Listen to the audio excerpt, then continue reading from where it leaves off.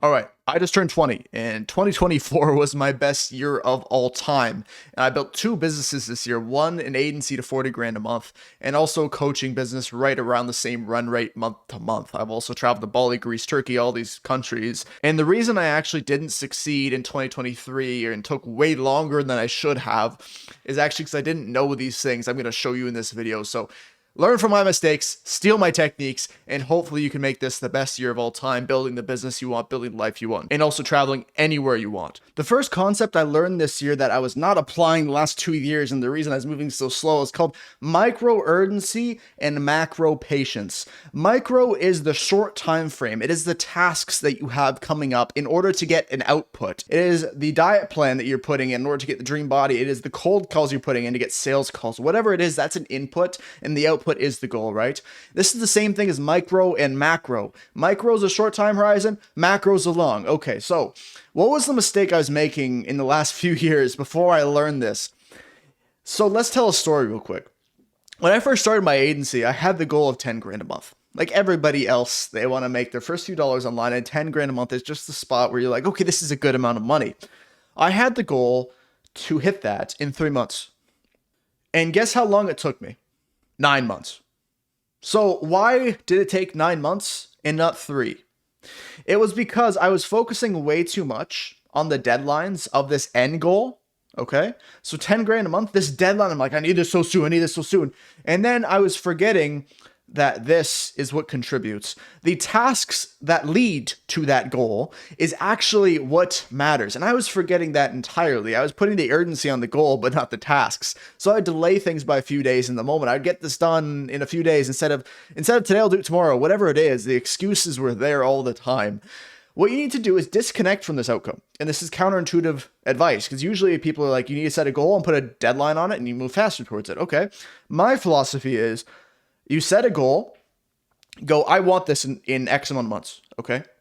That's less important than the deadlines you put on the daily actions to get to that goal. All that matters is the inputs that you put into the business. A person without a goal who's just putting in the inputs is actually, funny enough, going to move faster than the person who has a ridiculous deadline on this output goal, which is the income goal, the revenue goal, whatever it is, a few months down the line. If they just focus on the day-to-day tasks, like recording this video, like doing outreach, like recording the ads I have to do after this video, if I just put ridiculous deadlines on those, on the micro tasks day to day, I will move significantly faster than anybody else. And if you're putting stress on urgency in the moment, you're going to learn faster than every single other person who's just focusing on this deadline of an income goal. So, in summary, with this concept, I want you to put all of your focus on the input goal, which is my next point. I want you to reverse engineer your goal. So this is again taken from the concept of last time. You have this goal, which is 10 grand a month. Okay. 10 grand a month. You now get the daily actions that's going to contribute to that. You can even mathematically calculate this. Okay. So let's say, as a business example, you get inputs, which is, let's say you're thinking of doing 100 cold calls. I would recommend more, but anyway, this is a beginner goal. You want to do 100 cold calls. So let's say you aim for a 2% booking rate. You're getting 2 sales calls for your business, right? So 2 sales calls a day. How many of those do you need to close? Okay, so if I close 20% of those, we're going to get, let's say, 5 days a week we're calling, we're getting 2 a day, we're getting 10 sales calls. So that's 2 closes a week, okay? Next, how much money am I making from that? So these are input goals. So we're doing 100 cold calls. We're getting the outcome. Then we're getting the money. Then you can do, okay, how many closes do I need a week? At what price point to get 10 grand a month? So I want you to do this with every single part of your life as well, because I do this in my head. Every single goal I'm setting, if it's a fitness goal, if it's a reading goal, how many pages I'm doing, if I'm trying to develop a new habit, whatever it is, I'm just taking the outcome I want, then rewiring it in my head, because too many people are focused on the outcome, but not developing a clear and step-by-step plan to get there. So that's super basic, but super helpful. All right, substitution and removal rather than addition. What does this mean? The odds are, if you're trying to start a business, you have a lot of these side quests you're going on at any moment. You're pursuing developing a reading habit, then you're pursuing jujitsu. in my example, right? Then you're pursuing music, then you're pursuing school, then you're pursuing a speaking club, whatever the hell it is. You have these 10 different activities that you need to fit into your week at once. All right. I'm just going to tell you unbelievably bluntly, you have to remove them. If you're trying to make money online, if you're trying to start a business of any kind, you will have to remove things rather than add things, because your focus only goes so far. So let's do this example. This is from Sam Ovens, but I really like this. Let's say there's focus. So this is a diagram of focus right here. What happens if you have 10 things going on at once? You have your jujitsu that you do. You have your running that you do. You have your weightlifting that you do. You have your reading that you do. You have the music that you do. You have the schooling that you do. You have the club. You have whatever the hell these things are, family obligations, people that drain your energy. Your focus is spread evenly in 10, 12, 15 directions at any time. This is what happens with most people, and that's why they can't get anything done in reality. They can't get anything done because their focus is too pulled in too many directions, all right? What did I do when I first started my agency? And I'm very grateful I learned this quick. I removed 90% of these activities that were not contributing to the business and just focused on this. All I did. And this is the point about removal. In order to focus on something, you need to prioritize. Focus is usually defined as how many things you can remove and what's left over. If you're removing a lot of things, you're very focused on those few things, all right? So if you don't have focus when you're running a damn business, you are, very bluntly, screwed. You are done for, because you're going to be pulled in 10 different directions, and if you're pulled in 10 different directions, you will not make a business succeed, because your business is going to eat up the next 12 to 15 months of your life, if you like it or not. It is very rare that you can work 2 hours a day on a business, especially a service-based business like an agency, and still make it work. It is near impossible to do. This leads me to my next point, which is substitution. It is very hard if you have a very high dopamine invoking habits where you're stimmed out of your mind all the time with Instagram Reels and TikTok and all this shit that's dragging your attention in many directions. It's better to substitute it at first rather than just removing it, because you have to know that your brain is chemically wired in a way to want this habit now. This is the downside of all of these social media algorithms, whatever. I'm not going to go on a rant about this, but it's going to crave that, all right? So if you cannot remove something entirely, you have to replace it and substitute it with something that is a little less bad. And if you do that over a time frame of, let's say, 3 months, you can eventually go from something that's really, really bad. Let's say this is the degree of bad, and you just keep taking it down until it's just gone. This is a better way. It's like when you're addicted to something, like let's say you're addicted to smoking. You're just going to take down the amount of cigarettes you have every single day until it's non-existent, because that's going to feel better on your body rather just getting rid of the habit entirely. So try this, substitute less bad things over time, track yourself, and just get it out of your life if you can't just remove something, all right? Rewards. This is very important to me because you have to realize you are a dog, all right? So you still have a monkey mind. You still have primal, encouraging habits that take over your head, rather if you like it or not, all right? When you're training a dog, you say sit, then you give it a treat. And the faster you give it a treat after it sits, the more it's going to learn that habit than if you just waited an hour later. If you waited an hour later and you rewarded the dog after it sat an hour later, it's not going to remember it. So surprisingly enough, your body and your mind works very, very similarly. And with yourself, if you're not getting rewarded for inputs you put in the system, you're not going to keep doing it. All right. And if you think about video games, when you take an action, you immediately get a reward. Why is that? They want to keep you on the video game because they're reinforcing the habit. So this is habit reinforcement. If you don't know about this stuff, read Atomic Habits by James Clear. It's a really good book. So whatever habit you want to encourage with yourself, think of it like a dog. So you have this habit and you complete it, okay? Reward yourself. If you like music, listen to music after you did the hard thing. If you're in the gym and you want to go to the gym and you don't know how to get motivated, only listen to music in the gym and pair yourself with that habit, with something you like.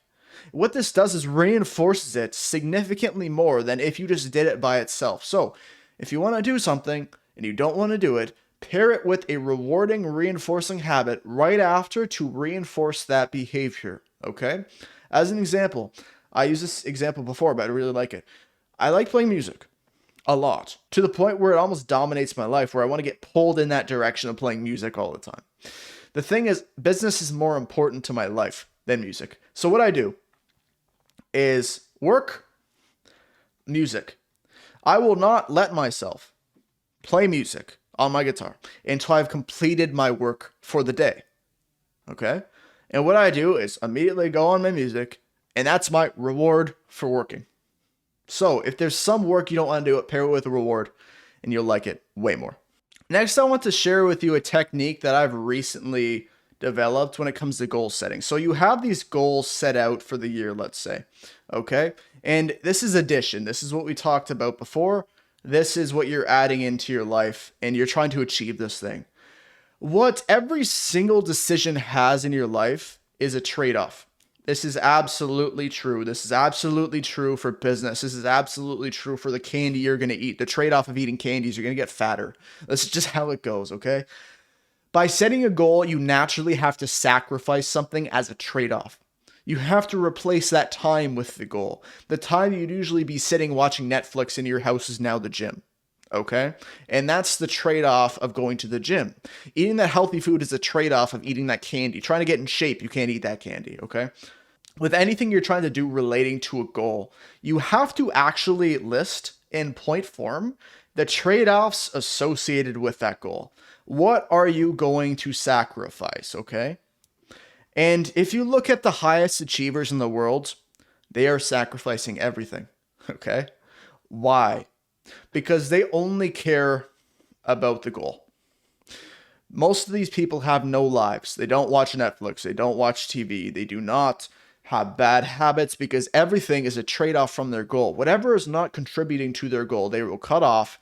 That's why this thing called monk mode is all over the internet for the last few years, because it's just people simply saying, I'm not going to do these things to achieve a goal. And the trade-off is I'm going to go in monk mode. I'm going to reduce my screen time and I'm going to do X thing. It's exactly what I did, by the way.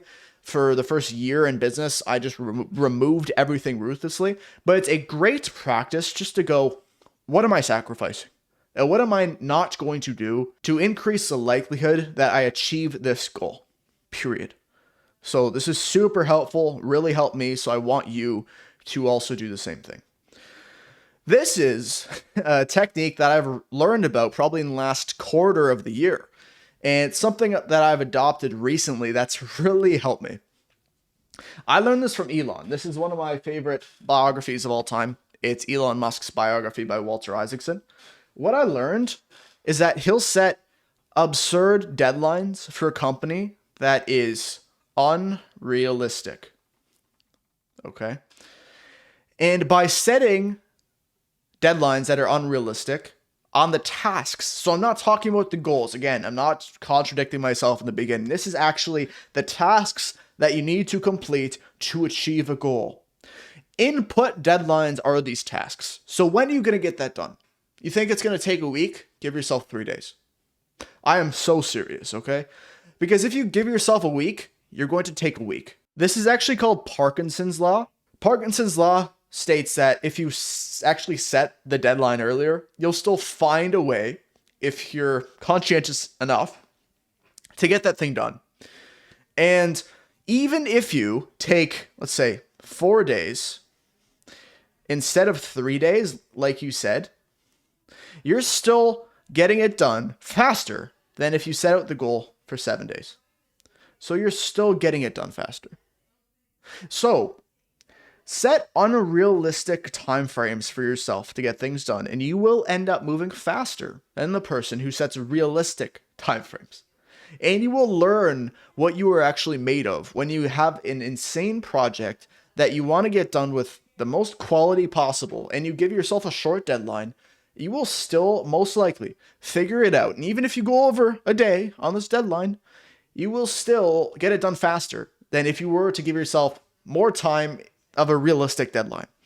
So Elon has this across SpaceX, Tesla, X, every single company. He sets his employees insane deadlines on things. And you can talk about if this is unethical, whatever it is. But I can tell you NVIDIA does it.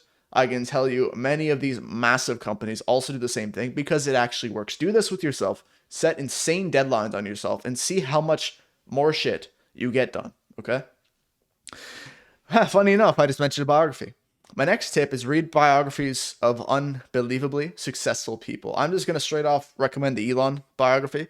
I also really like Anything by Walter Isaacson. He's a great biographer. Okay, so why does this help and how did it help me? By seeing the achievements of incredible people and seeing their life be walked through on paper and seeing every single step they took to achieve that thing, you can see the traits of highly successful people and how they became that way. And what you can do is replicate these things and replicate their thought processes with every single decision, because you can see all the decisions they made throughout their life, how they thought it, and if they made mistakes, the mistakes they also made, so you cannot make that mistake yourself. These have been insanely helpful to me. I'm not even a fan of business books. I like taking action and just reading biographies. Really, I think business books is a lot of the time productive procrastination on just taking action. And if I was to read, I would read all of the successful companies' CEOs and see what they did throughout their life and just steal their techniques and not make their mistakes when they're building their business. This has been massively helpful to me. And if you this year set aside a few biographies for yourself to read, you will enjoy them and you will learn a lot from these successful people. All right. Last one is what gets measured is what gets managed. This is extremely important, especially in a business at my level. If you're making multi-six figures and you're approaching $1 million a year or anything like this, you need to track every single thing, every single place in your company. And if you do not track things, you will not know how people are doing through the company. This is basic stuff. We're talking about KPIs. We're talking about metrics. We're talking about conversion rates. We're talking about inputs. And even if you're trying to lose weight, I like fitness because it ties very hand in hand with business sometimes when you're talking about these concepts. Just get on the scale and track your weight every morning. Okay? You're measuring the progress. You need to measure progress in every single aspect of your life when you're trying to achieve something, because you have no idea if you're doing this or if you're doing this. If you're not measuring things, you have no idea which one you're doing. All right?